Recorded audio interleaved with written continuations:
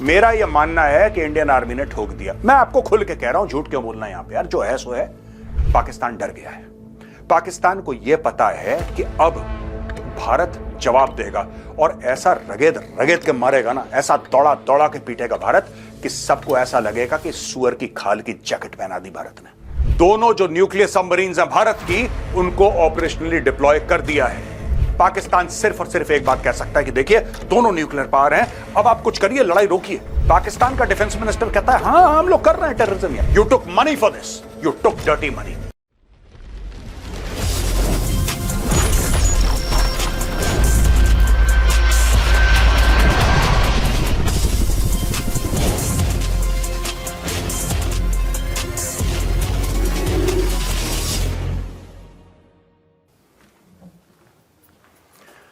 जय हिंद दोस्तों, मैं हूं मेजर गौरव आर्या और आप देख रहे हैं द चाणक्य डायलॉग्स।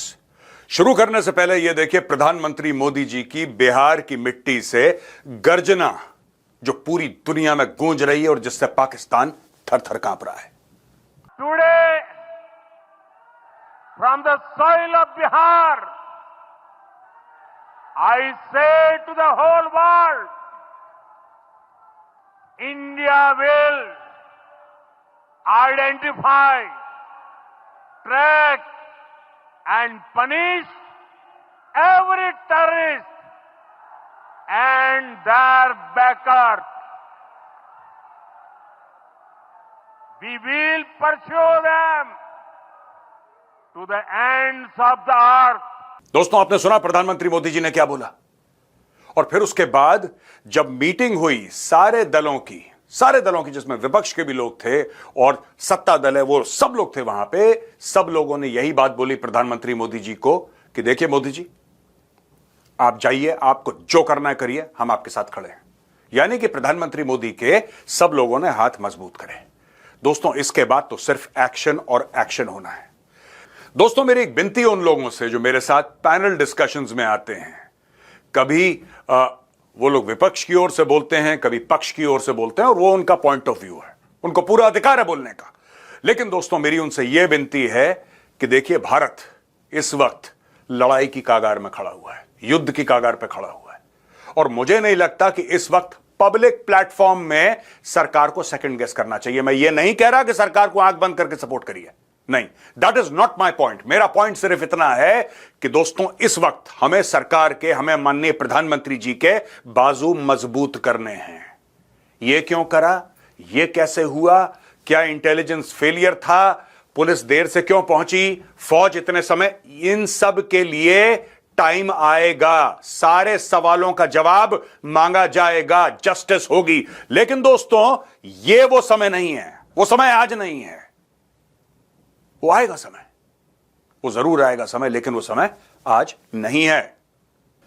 जैसे ही कैबिनेट कमेटी ऑन सिक्योरिटी की मीटिंग हुई दोस्तों, उसी वक्त आदेश दे दिया गया, आईएनएस विक्रांत जो भारत का एयरक्राफ्ट कैरियर है, लेटेस्ट एयरक्राफ्ट कैरियर जो 2 साल पहले लॉन्च करा था, उसको बोला कि तुम जाके ऑपरेशनली डिप्लॉय हो जाओ। आईएनएस विक्रांत गया, वहां पे पूरा कैरियर फ्लीट अब अरेबियन सी पर डिप्लॉयड है। दोस्तों, अगर आप अरेबियन सी में देखें और ऊपर देखें, वहां पे कराची दिखाई देता है।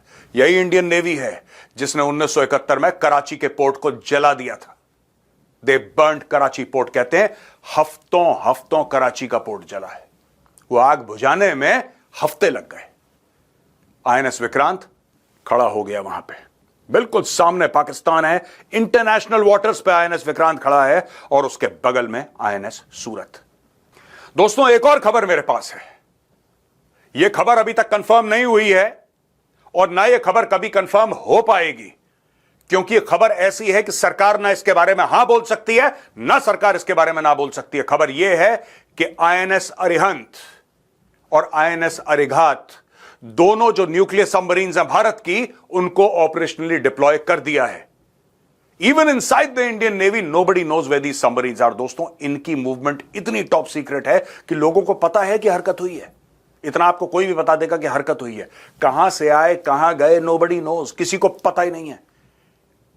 और आपको एक बात और बता दूं मैं दोस्तों, बहुत कम लोग हैं इंडियन नेवी में, बहुत कम, जिनको इन सबमरीन्स के बारे में पूरी जानकारी है। इतनी सीक्रेट है। Nuclear submarines, INS Arihant, INS Arighat खबर यह आ रही है कि इनको डिप्लॉय कर दिया है। अब मैं आपको यह बता दूं कि मेरे पास इसका कोई सबूत नहीं है जो मैं आपको दे दूं। नॉर्मली मैं आपको बताता हूं कि यह खबर मैंने उस अखबार से ली है, उसका लिंक आ जाता है, उसका पोस्ट आ जाता है। इसका कोई पोस्ट नहीं है, इसका कोई आर्टिकल नहीं है, ना इसका आर्टिकल कभी होगा, क्योंकि यह इंडिया की न्यूक्लियर सबमरीन्स है दोस्तों।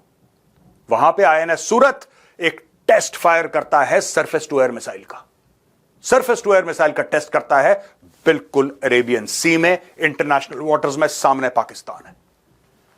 लाइन ऑफ कंट्रोल पे हैप्पी दिवाली डिक्लेयर हो गई है साहब, दिवाली आ गई है। मैंने रिक्वेस्ट करा था अपने परसों के वीडियो में, मैं ये नहीं कह रहा कि मेरी रिक्वेस्ट की वजह से हुआ, बिल्कुल नहीं। हम जैसे हजारों लाखों हैं प्रधानमंत्री जी को आमने सामने उनके चलते हुए एडवाइस देने के लिए, हम तो कुछ भी नहीं है। लेकिन जो मैंने मांगा, मेरे मन की बात हो गई पूरी दोस्तों। अब लाइन ऑफ कंट्रोल दोबारा लाइव हो गई है। खबरें यह आ रही हैं कि पहले पाकिस्तान ने अटैक करा, फिर भारतीय फौज ने जवाब दिया। यह भारतीय मीडिया कवर कर रहा है। मेरा यह मानना है कि इंडियन आर्मी ने ठोक दिया। मैं आपको खुल के कह रहा हूं, झूठ क्यों बोलना यहां पे यार, जो है सो है, कर दिया तो कर दिया, है ना। इंडियन आर्मी ने ठोक दिया वहां पे पाकिस्तानी आर्मी को। अब दोस्तों दो किस्म के एस्केलेशन होंगे, एक होगा वर्टिकल एस्केलेशन, एक होगा हॉरिजॉन्टल एस्केलेशन। मैं आपको अभी बता रहा हूं क्या होगा, यह आपको अपने आप मीडिया से पता लग जाएगा कुछ दिनों के बाद। हॉरिजॉन्टल एस्केलेशन क्या होता है, यानी कि छोटे से इलाके से फायरिंग शुरू होती है और फिर और इलाकों में आग की तरह फैलती है। इलाका बढ़ता है, जिसको कशीदगी कहते हैं, जिसको टेंशन कहते हैं, जिसको फायरिंग आप कह सकते हैं बॉर्डर में, बॉर्डर पे फायरिंग हो रही है, यहां से इंडियन आर्मी फायर कर रही है, वहां से पाकिस्तानी आर्मी फायर कर रही है, वो जो इलाका है वो इलाका एक्सपैंड होगा दोस्तों। इसको कहते हैं हॉरिजॉन्टल एस्केलेशन। और फिर मैंने बताया आपको vertical escalation. What is vertical escalation? Vertical escalation ये होता है दोस्तों कि कैलिबर हथियार का बढ़ता है। हम बंदूक चलाएंगे, वो रॉकेट लॉन्चर चलाएंगे। हम यहां से मिसाइल फायर करेंगे, वो भी मिसाइल फायर करेंगे। इस तरीके से हथियार बढ़ता रहता है। उन्होंने मिसाइल फायर करी, हमारे हवाई जहाज ने अटैक करा। दोस्तों एक बहुत बड़ी गलती कर दी हमने बालाकोट की एयर स्ट्राइक में, और वो गलती हम लोग दोबारा ना करें। गलती पहली यह थी कि हमने पाकिस्तानी फौज को नहीं ठोका, हमने जैश ए मोहम्मद के आतंकियों को ठोका। और दूसरी गलती करी कि जब हमने बालाकोट की स्ट्राइक्स करी और उसके जवाब में जब पाकिस्तान ने स्ट्राइक्स करी, हमने मामला वहीं पर रोक दिया। शायद हम लोग उस वक्त एस्केलेट नहीं करना चाहते थे दोस्तों। अगर हम उस वक्त एस्केलेट करते तो पहलगाम में जो हुआ नहीं होता। यह समझना पड़ेगा, लड़ाई की एक नियत होती है। हर एक लड़ाई की, हर एक युद्ध की एक नियत होती है। और नियत क्या है इसकी? पाकिस्तान के साथ जब आप लड़ें तो आप एस्केलेट करते रहें। आपको क्या लगता है ये जितने भी पाकिस्तानी हैं जिनके बारे में मैंने कल कवर करा था, ये पाकिस्तानी न्यूक्लियर फलाना, न्यूक्लियर ढिमका, भारत एक न्यूक्लियर पावर है, पाकिस्तान एक न्यूक्लियर पावर है, दोनों में लड़ाई हो जाएगी, दुनिया बर्बाद, ये पाकिस्तानी क्यों कह रहे हैं? आपको पता है पाकिस्तानी क्यों कह रहे हैं? ये इसलिए नहीं कह रहे कि वो भारत को डराएं, नहीं, ये इसलिए कह रहे हैं कि पूरी दुनिया को डराएं। क्यों? क्योंकि वो खुद डरे हुए हैं। अब मैं आपको इसका लॉजिक समझाता हूं दोस्तों। पाकिस्तानी खुद डरे हैं, इसलिए अलग अलग मीडिया हाउसेस से, अलग अलग ट्विटर हैंडल से, जबकि पाकिस्तान में ट्विटर बैंड है, बाय द वे पाकिस्तान में ट्विटर बैंड है। सरकार ने ऑफिशियली एक्स को, जो कि ट्विटर का नया नाम है, एक्स को बैन कर रखा है पाकिस्तान में। तो ये कौन से लोग हैं जो ट्वीट कर रहे हैं भाई? कौन से लोग हैं? ये वो लोग हैं जिनको सरकार ने स्पेशल परमिशन दी है कि तुम जाके ट्वीट करो, और तुम्हें न्यूक्लियर, अचानक सब लोग न्यूक्लियर। ये क्या चक्कर है न्यूक्लियर का? मैं आपको बताता हूं। पाकिस्तान डर गया है। पाकिस्तान को यह पता है कि अब भारत जवाब देगा, और ऐसा रगेद के मारेगा ना, ऐसा दौड़ा के पीटेगा भारत कि सबको ऐसा लगेगा कि सुअर की खाल की जैकेट पहना दी भारत ने।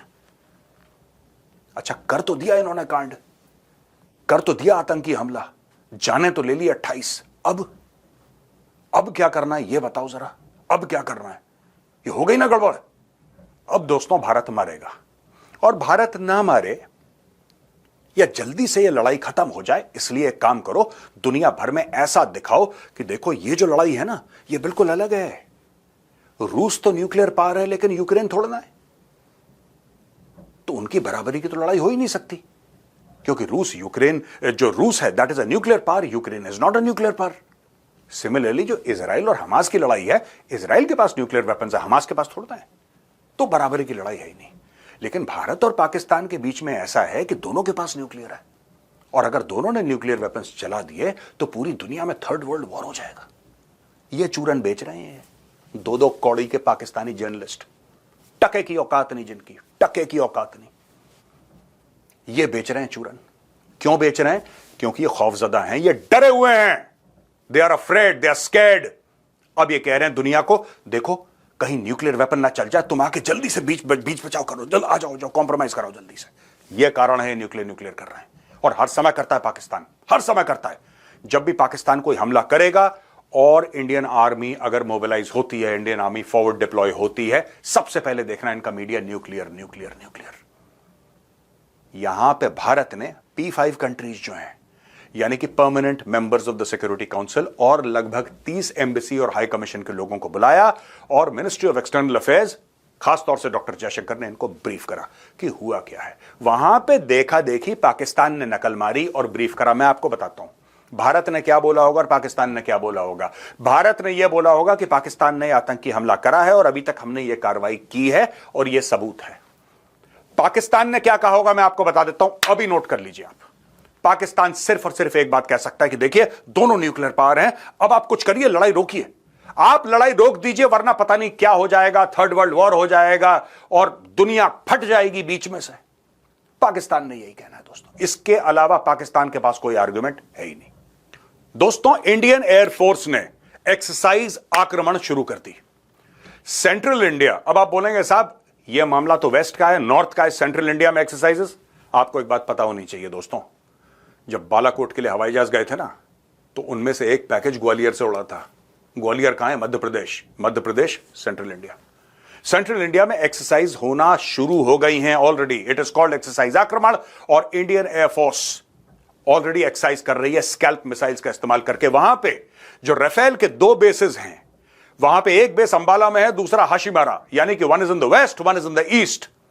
एक बेस पूरी तरीके से तैयार हो गया है, और यह भी कहना है कि राफेल्स हाशीमारा से शिफ्ट हो रहे हैं अंबाला की ओर, या वेस्टर्न थिएटर में कहीं भी एक जगह ये शिफ्ट हो रहे हैं, and they are practising ground attack missions. Navy deploy हो गई, राइट? एक कैरियर ग्रुप हमारा डिप्लॉय हो गया, INS अरिहंत, INS अरिगात और बाकी और शिप्स। INS सूरत की तो हम बता ही चुके हैं। यहां पे एयरफोर्स का हम आपको बता रहे हैं कि सेंट्रल इंडिया में एक्सरसाइज चल रही है स्कैल्प मिसाइल के साथ। हम आपको यह भी बता रहे हैं किस तरीके से लाइन ऑफ कंट्रोल पे ठाठा शुरू हो गई है। यहां पे army chief general Upendra Dwivedi, he is in Srinagar, वो पहुंच गए हैं। Army chief Srinagar, home minister तो जा चुके हैं वहां पे, सब लोग एक्टिव हैं, आर्मी चीफ का जाने का क्या मतलब है? दोस्तों, एक्चुअली जो लाइन ऑफ कंट्रोल है वो जम्मू और कश्मीर यूनियन टेरिटरी में मैक्सिमम है, थोड़ी सी लद्दाख में भी है, कारगिल का इलाका, that is line of control. ज्यादातर line share of the line of control is in Jammu. इस वक्त आर्मी चीफ JNK में है, जनरल उपेंद्र द्विवेदी। दोस्तों, एक और खबर है जो मैं चाहता हूं कि आप जानें। यहां पे ख्वाजा आसिफ, पाकिस्तान के डिफेंस मिनिस्टर, उनका इंटरव्यू हो रहा है स्काई न्यूज में। एक बहुत बड़ा नेटवर्क है स्काई न्यूज। स्काई न्यूज के नेटवर्क में एंकर हैं याल्दा हकीम, जो कि अफगान ओरिजिन की हैं। वो ये पूछती हैं कि सर, क्या ये आप मानते हैं, क्या ये एडमिट करते हैं कि पाकिस्तान का बहुत लंबा इतिहास है supporting and funding and training terrorist organisations? क्या ये आप मानते हैं कि पाकिस्तान का बहुत लंबा इतिहास है, आपने आतंकवादी संगठनों को पैसा दिया, उनको ट्रेनिंग दी, उनको सपोर्ट दिया? तो ख्वाजा आसिफ कहते हैं 30 साल के लिए और 30 साल तक लगातार दर लगातार हमने वेस्ट के लिए, हमने पश्चिमी देशों के लिए, अमेरिका के लिए, यूके के लिए यह गंदा काम किया है। यह भी जरा क्लिप देखिए दोस्तों आप। Pakistan has had a long history of backing and supporting and training and funding these terrorist organizations. Well, we have been doing this dirty work for the United States for about 3 decades, and West, including Britain. So that's your argument that even though that was a mistake, and we suffered for that, and that is why you are saying this to me. देखा आपने, पाकिस्तान का defence minister कहता है हां हम लोग कर रहे हैं टेररिज्म यार, और आज की तारीख में सबके सामने विक्टिम बन गया यह आदमी विक्टिम बन गया ख्वाजा आसिफ कि हमने गंदा काम करा तुम्हारे लिए। ख्वाजा आसिफ तुमने पैसे पकड़े इस काम के लिए, क्यों झूठ बोलते हो सबसे, अपनी कौम से अपनी आवाम से क्यों झूठ बोलते हो? तुमने पैसे पकड़े इस चीज के लिए। You took money for this, you took dirty money, you are saying you did dirty work for the Americans, for the west, for the English, of course you did dirty work, for that you got dirty money, you accepted dirty money. साफ साफ क्यों नहीं बोलते सबके सामने? पैसा लेते वक्त शर्म नहीं आई तुम्हें, आज तुम्हें शर्म आ रही है? अब दोस्तों ये देखिए, खुल के पाकिस्तान बोल रहा है, फिर पाकिस्तान विक्टिम कार्ड भी। यहां पे एक पाकिस्तान का मंत्री कहता है कि हां हमने सपोर्ट करा टेररिज्म, हमने सपोर्ट करा क्योंकि अमेरिका ने बोला कर दो इसलिए हमने कर दिया, इंग्लैंड ने बोला कर दो कर दिया, पैसे लिए कर दिया। ठीक है, अब देखिए इशाक डर जो है, इशाक डर फॉरेन मिनिस्टर भी है, डेप्यूटी प्राइम मिनिस्टर भी है। वो कहता है कि जिन्होंने ये 28 लोग मारे पहलगाम में वो फ्रीडम फाइटर्स हैं भाई, वो स्वतंत्रता सेनानी हैं, वो स्वतंत्रता सेनानी हैं। Are you surprised?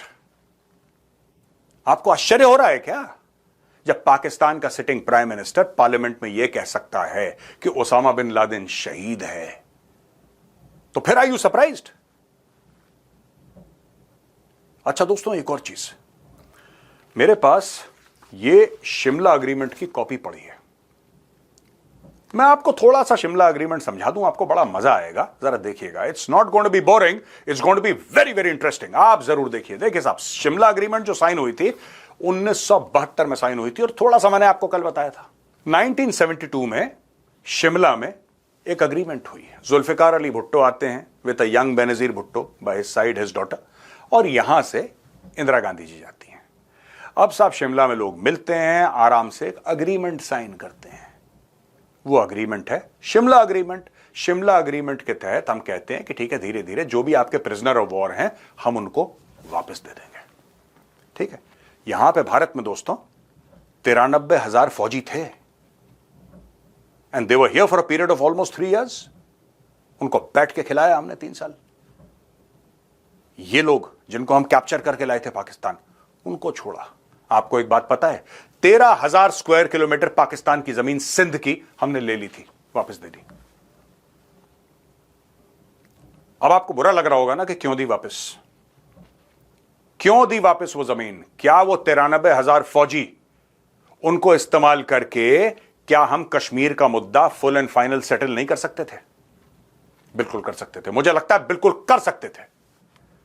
और हम ये कह सकते थे कि ठीक है, सिंध की जमीन हम तुम्हें वापस देंगे, बिल्कुल दे देंगे, तुम कश्मीर से पूरा अपने आप को वेकेट करो, वरना we will not give you Sindh, hell with you.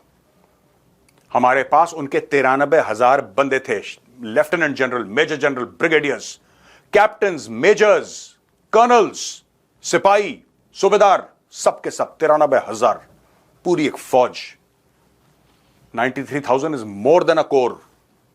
बंदी थे भारत में, कोई जबलपुर में, कोई कहां, पूरे all over India prisoner of war camps थे, वहां पे ये लोग बंदी थे। हमने नहीं फायदा उठाया, और ये हमने गलती करी। आज की तारीख में एहसास है कि हमने गलती करी। ये हमने करना चाहिए था, बोलना चाहिए था कि तुम लोग हटो पूरे कश्मीर से हटो, लाइन ऑफ कंट्रोल नहीं होगी। ये नेगोशिएट करने वाला चाहिए ना कोई वहां पे। भाई तुम नेगोशिएट नहीं करोगे, है ना?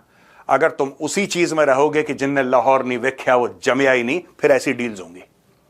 ऐसी डील्स होंगी कि आज रॉ का एक पूर्व चीफ ये कह रहा है कि लेट्स मूव ऑन, आगे बढ़ते हैं, कोई बात नहीं, तो क्या हुआ, पाकिस्तानी आतंकी हमले करता है, छोड़ो, लेट बायगॉन्स बी बायगॉन्स, हम सब भाई हैं, ठीक है, असी भी प्रा ते तुसी भी प्रा, सब प्रा, एवरीबडीज अ ब्रदर, चलो आगे बढ़ते हैं।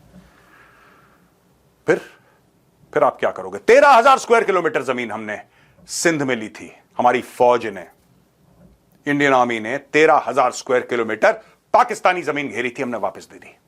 93,000 पाकिस्तानी युद्ध बंदी हमने वापस कर दिया। हमने कुछ नहीं लिया पाकिस्तान से, और इन सांप के बच्चों ने हमें बार बार डसा। उसी वक्त फन कुचल देते, इनका फन कुचल देते, कुछ नहीं होता अभी तक, we would have been safe and sound. ये हमने गलती करी। एनीवे, बहुत अच्छा हुआ कि पाकिस्तान ने ये जो शिमला अग्रीमेंट है इसको पाकिस्तान ने बोला कि हम नहीं मानते। Very good. अब मैं बताता हूं हमें क्या फायदा हुआ उससे। शिमला अग्रीमेंट दोस्तों यहां देखिए, ये मैं स्क्रीन पे भी चलाऊंगा। ये कह रहा है कि that the two countries are resolved to settle the difference by peaceful means through bilateral negotiations और by any other peaceful means mutually agreed upon between them. Neither side shall unilaterally alter the situation and both shall prevent the organization, assistance or encouragement of any acts detrimental to the maintenance of peaceful and harmonious relations. ये तो बहुत अच्छा हुआ। आपने basically, आपसे यहां मेरी मुराद पाकिस्तानियों से, आपने बहुत अच्छा काम करा। आपने हमारे हाथ खोल दिए। राइट? हाथ आपने कैसे खोले? देखिए, इसका मतलब यह है आपने सियाचिन करा 1984 में। जब सियाचिन आपने करा 1984 में, आपने शिमला मुआहदे की खिलाफ वर्जी करी। ठीक है जी। जब आपने 1999 कारगिल किया, तब आपने शिमला मुआहदे की खिलाफ वर्जी करी। राइट? आप तो खुद ही तोड़ते आए हैं। अब ये जो लाइन ऑफ कंट्रोल है दोस्तों, ये देखिए, मैं एक और पैराग्राफ पढ़ता हूं, फिर मैं लाइन ऑफ कंट्रोल पे आऊंगा। That they shell always respect each others national unity, territorial integrity, political independence and sovereign equality. Shimla agreement यह कहती है कि आप नेशनल इंटेग्रिटी दोनों की, जो आपकी टेरिटोरियल इंटेग्रिटी है, पॉलिटिकल इंडिपेंडेंस है, सॉवरेन इक्वालिटी है और नेशनल यूनिटी, आप सब कुछ रिस्पेक्ट करोगे। सबसे बड़े वर्ड्स इसमें है टेरिटोरियल इंटेग्रिटी। क्या पाकिस्तान ने टेरिटोरियल इंटेग्रिटी रिस्पेक्ट करी कारगिल में? नहीं करी। और अब पाकिस्तान ने शिमला अग्रीमेंट को बोला कि हम नहीं मानते। साहब मत मानो, ये तो बहुत अच्छी बात है हमारे लिए, हम भी नहीं मानते। अब तो हमारे हाथ खुल गए। अब हमारे हाथ दोस्तों खुल गए। ये देखिए, ये कहता है in Jammu and Kashmir the line of control resulting from the ceasefire. ध्यान से सुनिएगा। In Jammu and Kashmir the line of control resulting from the ceasefire of December 17, 1971 shall be respected by both sides without prejudice to the recognized position of either side. Neither side shall seek to alter it unilaterally irrespective of mutual differences and legal interpretations. Zulfikar Ali Bhutto के signature हैं कि जो line of control है, दोनों तरफ से कोई इसको तब्दील करने की कोशिश नहीं करेगा, चाहे कुछ हो जाए। यह पाकिस्तान के प्रधानमंत्री के सिग्नेचर है। तभी तो मैं कहता हूं पाकिस्तान का प्रधानमंत्री टटपूंजिया है और आर्मी चीफ पागल का बच्चा है। देखो, साफ सीधी बात है, लिखा है यहां पे साफ सीधा, साइन कर रखे हैं। दो देश के प्रधानमंत्रियों ने साइन करा है, उसकी कुछ तो वैल्यू होनी चाहिए। हमने तो अपनी जबान रखी। We never tried to alter the line of control, but the Pakistanis tried. AGPL Siachen वाला ऑल्टर करने की कोशिश करी, ठोक दिया। कारगिल में लाइन ऑफ कंट्रोल ऑल्टर करने की कोशिश करी, ठोक दिया। राइट? अब क्योंकि देखिए, भारत को क्या रोका था? भारत ने बोला कि देखो, ये तो सुअर हैं पाकिस्तानी। ठीक है, ये तो एकदम सुअर के बच्चे हैं, इनकी कोई इंटेग्रिटी नहीं है, ये आज थूकेंगे कल चाट लेंगे, परसों यू टर्न ले लेंगे, इनका तो कोई भरोसा नहीं है। लेकिन हमारे तो मॉरल स्टैंडर्ड्स हैं यार, हम लोग नहीं करेंगे। हमने साइन कर दिया, हम लोग नहीं करेंगे, don't worry, we will not do it and we have not done it till date. लेकिन पाकिस्तान ने ये जो अग्रीमेंट है, शिमला अग्रीमेंट, पाकिस्तान ने बोल दिया कि भाड़ में जाए। और भाड़ में जाए तो फिर भाड़ में जाए।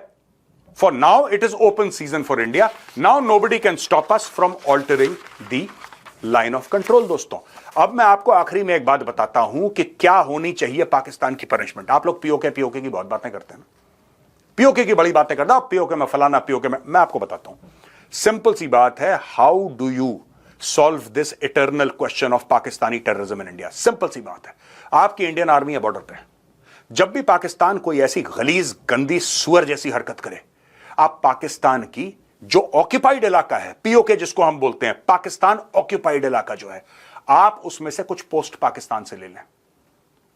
क्योंकि हमें क्या रोक रहा था पोस्ट लेने से? शिमला अग्रीमेंट, यही कागज रोक रहा था ना, यही तो कागज था। इसी कागज के तो तहत इंदिरा जी ने साइन करा था कि ठीक है, आप भी अटैक मत करना, हम भी अटैक नहीं करेंगे, और लाइन ऑफ कंट्रोल को ना आप हासिल करने की कोशिश करना, ना हम हासिल करने की कोशिश करेंगे, ना आप जमीन हड़पना, ना हम जमीन हड़पेंगे। यही तो बात थी। इंदिरा जी उस जमाने की प्रधानमंत्री थी जब ये साइन हुआ था। लेकिन आज भी उनके बाद जितने और प्रधानमंत्री आए, जिस भी पार्टी के हों, कांग्रेस के हों, भाजपा के हों, डजंट मैटर, कोई फर्क नहीं पड़ता, सब लोगों ने इज्जत करी क्योंकि मिसेस गांधी ने साइन करा था। एवरीबडी रिस्पेक्टेड हर सिग्नेचर्स, वी रिस्पेक्टेड। और हम ये ट्रीटी तब भी नहीं तोड़ते।